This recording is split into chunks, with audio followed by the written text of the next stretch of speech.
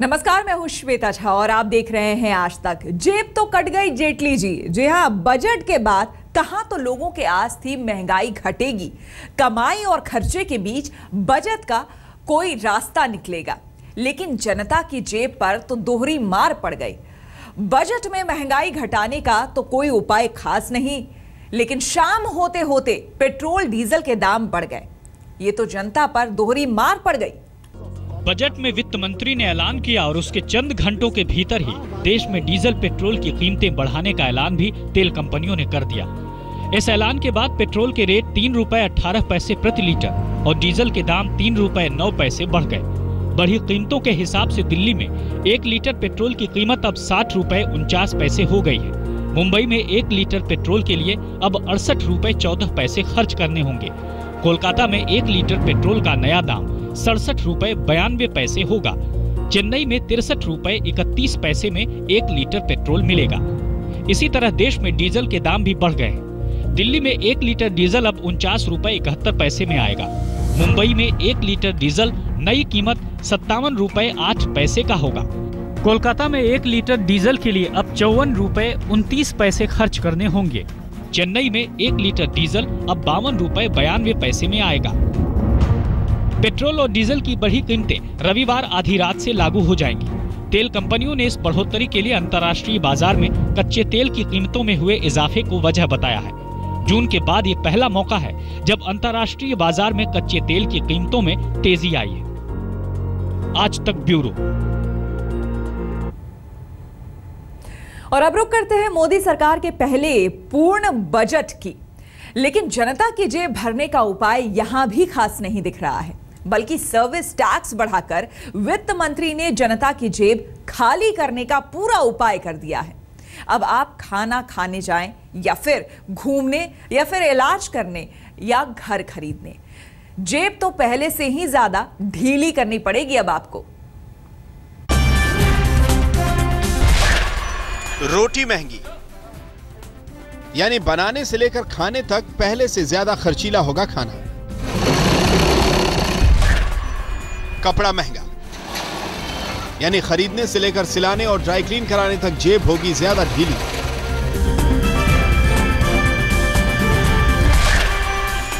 महंगा मकान,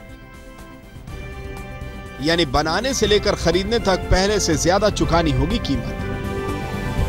बाकी तो भूल जाइए, आदमी की ये तीनों बुनियादी जरूरतें मोदी सरकार के पहले पूर्ण बजट के बाद महंगी हो गई हैं। इसके लिए आंकड़ों की बाजीगरी समझने की जरूरत नहीं, बल्कि महंगाई की तस्वीर साफ दिखाने के लिए एक ही आंकड़ा काफी है, वो है सर्विस टैक्स। अब तक आप 12.36% सर्विस टैक्स देते थे, इस पर 1.64% की बढ़ोतरी हुई है। यानी बजट में अधिसूचित सेवाओं के बदले अब आपको 14% टैक्स देना होगा। बजट से आपकी आस भले ही हो बुनियादी जरूरतों के मामले में महंगाई में थोड़ी राहत की, लेकिन वित्त मंत्री के दावे के बावजूद ये कम होने वाली नहीं। वित्त मंत्री के सिर्फ एक फैसले ने लगभग हर चीज के दाम में इजाफा कर दिया, क्योंकि आज अमूमन हर चीज पर सर्विस टैक्स चुकाना पड़ता है। मिसाल के तौर पर रेस्टोरेंट में खाना, हॉस्पिटल में इलाज, होटल में रहना, बीमा पॉलिसी, ब्यूटी पार्लर जाना, कपड़े ड्राई क्लीन कराना, credit card, phone bill, internet का इस्तेमाल, केबल टीवी, कुरियर भेजना, फिटनेस के लिए जिम जाना महंगा हो जाएगा। घर बनवाने के लिए आर्किटेक्ट की सेवा महंगी हो जाएगी। एजेंट के जरिए हवाई रेल टिकट कराना महंगा होगा। शादी से जुड़ी सेवाएं भी महंगी हो जाएंगी। महंगे सामानों की इस सूची के बाद आइए देखते हैं बाजार में इसका असर और कंज्यूमर्स में खलबली। सर्विस टैक्स बढ़ा है तो हमें पैसे ज़्यादा ही देने पड़ेंगे, तो यह इससे परेशानी आएगी, क्योंकि सर्विस टैक्स मोस्टली हम क्या कस्टमर एक्सपेक्ट करते हैं कि ऐसा कुछ ना हो। Probably we can limit to just once going once in a week. Bill एकदम से ज़्यादा आ गया, खाने को बिल देख के, हम मेन्यू को देख के उतना पता नहीं चलता, तो फिर एकदम से फिर हम रिग्रेट थोड़ा सा फील करते हैं कि एकदम से इतना बिल कैसे इंक्रीज हो गया। सर्विस टैक्स बढ़ने की वजह से सेवा से लेकर सिर्फ ग्राहक की जेब भी प्रभावित नहीं होगी, बल्कि पुरानी बचत पर खर्च का खाका बढ़ेगा तो असर पूरे बाजार पर पड़ेगा। हॉस्पिटैलिटी से लेकर रेस्टोरेंट और हाउसिंग तक हर चीज महंगाई के दायरे में आ जाएगी। कैपिटल मार्केट भी मैं समझता हूं कि इससे कुछ नेगेटिव रिएक्शन ही होगा कि जो उम्मीदें इतनी ज्यादा थी वो उम्मीद से कम है। सर्विस टैक्स के अलावा कुछ और भी मद हैं जहां आपको पहले के मुकाबले ज्यादा खर्च करने होंगे। एक नजर जरा इस लिस्ट पर भी। ब्रांडेड कपड़े, mineral water, cold drinks, mobile, set top box, SUV, imported car, motorcycle, पान मसाले, गुटखा और सिगरेट। समझ लीजिए जहां हाथ डालेंगे वहीं पैसा ज्यादा लगेगा। तो तैयार हो जाइए महंगाई की मार झेलने के लिए। आज तक ब्यूरो। जेटली जी के एक फैसले से इतना सारा कुछ महंगा हो गया तो जनता के लिए सस्ता क्या बचा?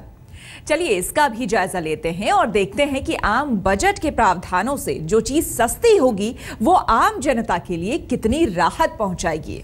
सर्विस टैक्स के साथ महंगाई का झटका देने वाले वित्त मंत्री अरुण जेटली ने कई ऐलान राहतों भरे भी किए। कुछ सेवाओं को सर्विस टैक्स के दायरे से बाहर रखा तो कुछ पर से एक्साइज ड्यूटी हटाई। लेकिन महंगाई के मोर्चे पर सस्ते सामानों की ये सूची सीमित ही कही जाएगी।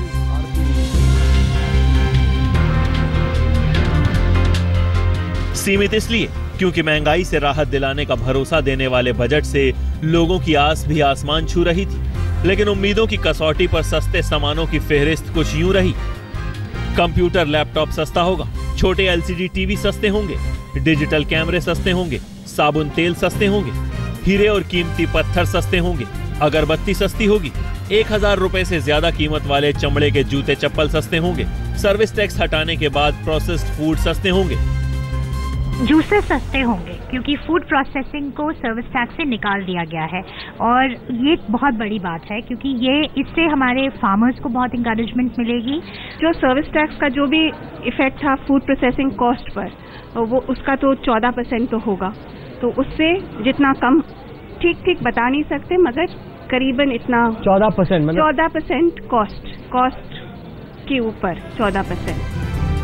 महंगाई के दौर में ऐसे प्रोडक्ट्स का सस्ता होना आपको कितनी राहत दे सकता है ये आप खुद अंदाजा लगा सकते हैं। कुछ सेवाओं से अरुण जेटली ने टैक्स और एक्साइज ड्यूटी घटाई तो इनके सस्ता होने का फायदा कितना है वो भी समझ लीजिए। एम्बुलेंस सर्विस सस्ती होगी, कृत्रिम हृदय सस्ता होगा, एड्स की दवाएं सस्ती होंगी, निर्यात के लिए सामान की ढुलाई सस्ती होगी, विदेश से आने वाले कलपुर्जे सस्ते होंगे। In indirect taxes, therefore, I propose to reduce the rate of basic custom duty. सरकार ने तो खैर इसे जनता के लिए पीएम मोदी के सपनों का बजट बताया तो विपक्ष ने महंगाई से निपटने के कम उपायों को लेकर असंतोष जताया। ये बजट में किसान, नौजवान, बेरोजगार और अल्पसंख्यकों को विशेष सुविधा नहीं थी जबकि देना चाहिए था। आम बजट से एक उम्मीद थी लोगों की कि टैक्स स्लैब में बदलाव होगा, इनकम टैक्स में निवेश की सीमा बढ़ेगी, लेकिन वित्त मंत्री ने हाथ ही नहीं लगाया। यानी कि जनता के पास बजट का जरिया जस का तस है। बचत के लिए प्रावधान जरूर किए गए हैं मगर इसके लिए फंडा भी कम खर्चीला नहीं है। पैसा लगाइए, पैसा बचाइए। बस एक लाइन और टैक्स पर छूट से जुड़ी उम्मीदें हो गई चकनाचूर। बजट से पहले टैक्स स्लैब में बदलाव की उम्मीदें हर नौकरी पेशा को थी। हर आम आदमी को वित्त मंत्री से उस ऐलान की उम्मीद थी जिसके बाद उसकी सैलरी पर फरवरी मार्च के महीने में चलने वाली तलवार की धार कमजोर हो जाती। लेकिन ऐसा हुआ नहीं, बल्कि सर्विस टैक्स में बढ़ोतरी ने उनकी जेब को और ढीली करने का पुख्ता इंतजाम कर दिया। सुनने में तो ये वाकई बड़ा अच्छा लगता है कि अब 4,44,200 रुपए तक की आमदनी पर कोई टैक्स नहीं लगेगा। आंकड़ों की जुबानी देखा जाए तो इसमें कोई शक नहीं है कि वाकई इस इनकम तक आपको कोई टैक्स नहीं देना होगा। अब हम आपको बताते हैं कि इतनी आमदनी पर टैक्स ना देने के लिए आपको क्या क्या जतन करने होंगे। अगर आपने होम लोन लिया है तो होम लोन के 2 लाख रुपए तक के ब्याज पर आयकर छूट मिलेगी। अगर आप 80C के तहत 1.5 लाख रुपए बीमा पॉलिसी, बच्चों की ट्यूशन फीस जैसी जगहों पर खर्च करते हैं तो आपको 1.5 लाख रुपए तक की आमदनी पर टैक्स छूट मिलेगी। 80CCD के तहत पेंशन फंड्स पर 50,000 रुपए तक के निवेश पर टैक्स छूट का अलग से फायदा देने का ऐलान किया है। इसके बाद 25,000 रुपए तक का आपका मेडिक्लेम टैक्स फ्री रहेगा। 10 साल से भी पहले तय किया गया 800 रुपए महीने का ट्रांसपोर्ट अलाउंस बढ़ाकर 1,600 रुपए महीने कर दिया गया है। इससे आपकी साल में 19,200 रुपए तक की आमदनी टैक्स फ्री हो जाएगी। यानी इस तरह से आप 4,44,200 रुपए तक की आमदनी टैक्स फ्री कर सकते हैं। लेकिन इसके मायने तो ये हुए कि टैक्स बचाने के लिए आपको रकम पहले निवेश करनी होगी, तभी आप इसे बचा पाएंगे। जेटली ने इस बात का ख्याल रखा है कि लोगों ने उन्हें 5 साल की स्थिर सरकार और ज़बरदस्त बहुमत दिया है, इसलिए उनकी ये भी जिम्मेदारी है कि वो अर्थव्यवस्था की जड़ें मजबूत करें। इसलिए जेटली ने वाहवाही लूटने से ज़्यादा भविष्य पर ध्यान दिया है, ताकि सबका साथ सबका विकास का नारा भी सही साबित हो सके। मौसमी सिंह के साथ बालकृष्ण, दिल्ली, आज तक। तो पेट्रोल डीजल महंगा हो गया, सर्विस टैक्स से रोजमर्रा की सेवाएं महंगी हो गई, टैक्स बचत की उम्मीदों पर पानी फिर गया। तो जनता इस बजट को कैसे ले रही है, बाजार इसे कैसे देख रहा है? चलिए कुछ बीच बाजार में जनता और जानकारों के साथ इसे भी समझ लेते हैं। नमस्कार। पंडितों की नजर इस बात पर है कि अरुण जेटली के इस बजट का देश की अर्थव्यवस्था पर क्या असर पड़ेगा, लेकिन हमारी नजर इस बात पर है कि इस बजट के तमाम प्रपोजल्स का आपकी जेब पर क्या असर पड़ेगा। इस वक्त हम लोग बिग बाजार में हैं और दिन भर हमने खूब खरीदारी की, शॉपिंग की, ये ट्रॉलियां इकट्ठा की, जो कि बताती हैं कि अलग अलग प्रोडक्ट्स पर जो वित्त मंत्री के सुझाव हैं, जो प्रपोजल्स हैं, उनका आपकी जेब पर, आपके खर्चों पर क्या प्रभाव पड़ने वाला है। आइए मैं आपको अपने मेहमानों से मिलाता हूं। सबसे पहले सलोनी रॉय, ये पार्टनर हैं डिलॉयट में, इनडायरेक्ट टैक्सेस की एक्सपर्ट हैं और इनडायरेक्ट टैक्सेस में ही काफी फेरबदल वित्त मंत्री ने इस दफा किए हैं। साथ ही साथ मेरी सहयोगी, बिजनेस टुडे में काम करने वाली श्वेता पुंज, स्वागत है आपका, आर्थिक मामलों की विशेषज्ञ हैं। हमारे साथ अजय वीर झाकर हैं, जो कि किसान हैं और फार्मिंग इश्यूज पर काम करते हैं। उनके बगल में है पत्रकार सुषमा रामचंद्रन, जो कि कंज्यूमर राइट्स इश्यूज पे लिखती हैं, माइक्रो इकोनॉमी पे लिखती हैं। और आखिर में मैं आपकी मुलाकात कराता हूं असीम सान्याल से, ये जागो ग्राहक जागो कंज्यूमर वॉइस के चीफ ऑपरेटिंग ऑफिसर हैं और एक कंज्यूमर राइट्स एक्टिविस्ट हैं, कंज्यूमर्स के लिए काम करते हैं। स्वागत है आप सभी का। आइए सबसे पहले हम इस ट्रॉली से शुरू करते हैं, और अगर हम सबसे पहले उठाएं कोका कोला की ये बोतल या फिर हम पानी लें, तो बताएं श्वेता कि क्या प्रभाव पड़ने वाला है कोका कोला की बोतल पे, या पेप्सी अगर कोई खरीदता है उस पर। तो राहुल, कोका कोला एक्सपेंसिव होने वाला है, पेप्सी महंगी होने वाली है, सारी एविएटेड ड्रिंक्स एक्सपेंसिव होंगी। ये 6% तक बढ़ जाएंगी। तो अगर ये बोतल आपकी 100 रुपए की है तो उस पर आप 6% कर दी, 106 रुपए की। तो अगर हम जूसेस पे आते हैं, तो जूसेस पर क्या प्रभाव पड़ रहा है जो वित्त मंत्री ने किया है? तो जूसेस सस्ते होंगे क्योंकि फूड प्रोसेसिंग को सर्विस टैक्स से निकाल दिया गया है। तो अजय वीर झाकर साहब, ये बताएं कि अगर हम सब्जी उठाते हैं या फल उठाते हैं, तो इस बजट में जो तमाम फैसले हैं उनका हमारे मंडी पे या हमारे घर के सामने जो ठेले लगते हैं वहां पर जो सब्जी बिकती है उस पर क्या असर पड़ने वाला है? ये जो बजट जेटली साहब लाए हैं, आई थिंक सो, मेरे हिसाब से ये थोड़ी लंबी सोच का बजट है। उन्होंने अगले 5-10 साल की सोच के इन्होंने चीज़ें बजट में अनाउंस करी हैं, जैसे national unified agriculture commodities market की बात कर रहे हैं। तो मेरे हिसाब से सब्जियां महंगी नहीं होंगी। मैं आता हूँ सलोनी, बताएं पहले तो फूड प्रोसेसिंग का मतलब सरल शब्दों में कि अगर आप बिस्किट खरीदते हैं, चिप्स खरीदते हैं, रस खरीदते हैं, ये बीकानों की मूंगफली खरीदते हैं, हॉर्लिक्स खरीदते हैं, इस तरह की चीजें फूड प्रोसेसिंग कहलाती हैं। तो इस पर सलोनी बताएं क्या इम्पैक्ट पड़ने वाला है? इस पर जो फूड प्रोसेसिंग का जो सर्विस है जो जाता है इसे बनाने में, उसमें जो सर्विस टैक्स लगता है वो अब हट गया है। तो ये अगर चिप्स का पैकेट है या ये ग्लूकोस या पाली जी के बिस्किट हैं, तो कितने लगभग सस्ते हो सकते हैं? तो जो सर्विस टैक्स का जो भी इफेक्ट था फूड प्रोसेसिंग कॉस्ट पर, वो उसका तो 14% तो होगा। ये बताएं कि मोटा मोटी देखा जाए तो क्या जो हर महीने का किसी एक मिडिल क्लास फैमिली का खर्चा है, क्या वो बढ़ रहा है इस बजट क्या घट रहा है? मैं ट्रॉली के माध्यम से राहुल बताना ये चाहूंगा कि शायद बहुत ज्यादा फर्क तो नहीं पड़ा, लेकिन 4-5% का तो डेफिनेटली फर्क पड़ा सर्विस टैक्स के डायरेक्ट इफेक्ट के ऊपर। एक झटके में 4-5% कम से कम आप कह रहे हैं कि आपका मासिक जो खर्चा है वो बढ़ेगा। बिल्कुल, और जो सब्सिडीज मिले हैं उसकी कोई गारंटीज नहीं है। जो सब्सिडीज इंडस्ट्री को मिले हैं वो आपके कंज्यूमर्स के ऊपर पास ऑन होंगे इनफैक्ट। और एक बड़ा ट्रॉली के अंदर अगर आप देखें, अगर आप महीने भर का सामान अगर आप ले जाते हैं तो इसके अंदर कई सामान में दाम थोड़े बहुत गिरेंगे, लेकिन वो गिरेंगे किसके ऊपर आधार होता है? इंडस्ट्री के ऊपर आधार होता है। जो उपभोक्ता के पास जो सीधी मोटी बात है, उसके लिए तो सामान महंगे हो गए कल से, और वो महंगे इसलिए हुआ है बिकॉज सर्विस टैक्स का जो 2% का इफेक्ट है उसको आप न्यूट्रलाइज सब्सिडी से नहीं कर सकते, चाहे आप कुछ भी दे दें। देखा जाए तो लग रहा है कि जो मिडिल क्लास लोग हैं उनके लिए अच्छे दिन तो नहीं आ रहे। मतलब कि आप मॉल में निकलें सैर सपाटे पे, आप इसके बाद फिल्म देखें या खाना खाएं, ये सारी चीजें महंगी हो रही। नहीं, पर इस बजट में और भी चीजें हैं। अगर आप देखें कि जो मिडिल क्लास है जो इसी बाजार में आता है उनके लिए एक बहुत बड़ा पैकेज है। ये इंश्योरेंस के लिए आपको डिडक्शन, हेल्थ इंश्योरेंस के लिए आपको डिडक्शंस मिल रहे हैं, एक्सीडेंट इंश्योरेंस के लिए आपको डिडक्शंस मिल रहे हैं।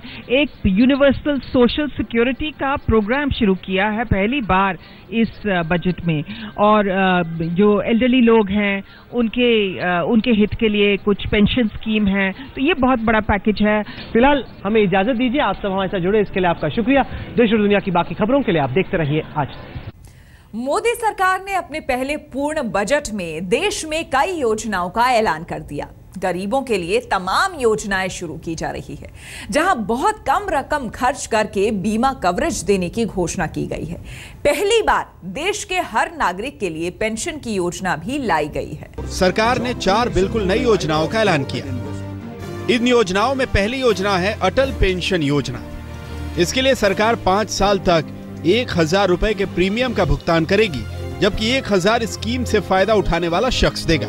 इसके तहत 50% प्रीमियम सरकार देगी और 60 साल से ज्यादा आयु होने पर एक निश्चित रकम पेंशन के रूप में दी जाएगी। दूसरी बड़ी योजना है प्रधानमंत्री सुरक्षा बीमा योजना, जिसके तहत जन धन योजना के अकाउंट से हर महीने 1 रुपए कटेंगे, यानी मात्र 12 रुपए प्रति वर्ष के प्रीमियम पर 2 लाख रुपए के दुर्घटना मृत्यु जोखिम को कवर करेंगी। तीसरी बड़ी योजना ज्योति बीमा योजना, इसमें 2 लाख रुपए सहज मृत्यु और दुर्घटना मृत्यु जोखिम को कवर करेगी। 18 से 50 आयु वर्ग के लिए इसका प्रीमियम 330 रुपए प्रति वर्ष या प्रतिदिन 1 रुपए से कम होगा। चौथी बड़ी योजना अल्पसंख्यकों के लिए है। अल्पसंख्यकों के लिए नई मंजिल योजना की घोषणा की गई, जिसके लिए 3738 करोड़ रुपए का प्रावधान किया गया है। बजट में किसानों और गांव के विकास के लिए विशेष ध्यान की झलक दिखती है। सरकार ने सभी योजनाओं को रफ्तार देने के लिए बजट में जगह दी। मसलन कृषि सिंचाई के लिए 1000 करोड़, बाल विकास स्कीम के लिए 1500 करोड़, नीति आयोग को 1000 करोड़, मनरेगा के लिए 34,699 करोड़, नमामि गंगे स्कीम के लिए 4071 करोड़ रुपए का प्रावधान किया गया है। महिला सुरक्षा को ध्यान में रखते हुए निर्भया फंड में अतिरिक्त 1000 करोड़ रुपए देने की घोषणा की गई। अच्छे दिनों के वायदे पर यकीन करके हिंदुस्तान की जनता ने नरेंद्र मोदी को 5 सालों के लिए सत्ता सौंप दी। इसीलिए प्रधानमंत्री नरेंद्र मोदी की पसंदीदा योजनाओं के लिए वित्त मंत्री जेटली ने अपनी पोटली खोल दी। इससे शायद आम आदमी की उम्मीदें फौरी तौर पर पूरी ना हुई हों, लेकिन मोदी और जेटली की जोड़ी की निगाहें तो भविष्य पर हैं। दिल्ली से रीमा पराशर और कैमरामैन विनोद शिकारपुरी के साथ कुमार विक्रांत सिंह, आज तक। जेटली के बजट में पैसा लगाओ पैसा बचाओ पर ज्यादा जोर है। मिडिल क्लास के लिए भी कुछ ऐसा ही है। The middle classes entirely pay for themselves. So I have allowed them a 50,000 rupee annual deduction. Put your monies into the pension funds. So you pay less taxes. So by the time you are 60 years old, you'll have a huge corpus. And I'm told the NPS is giving a 11% return today. So the money is going to multiply several times. So even independently, NPS is a safe and a great investment.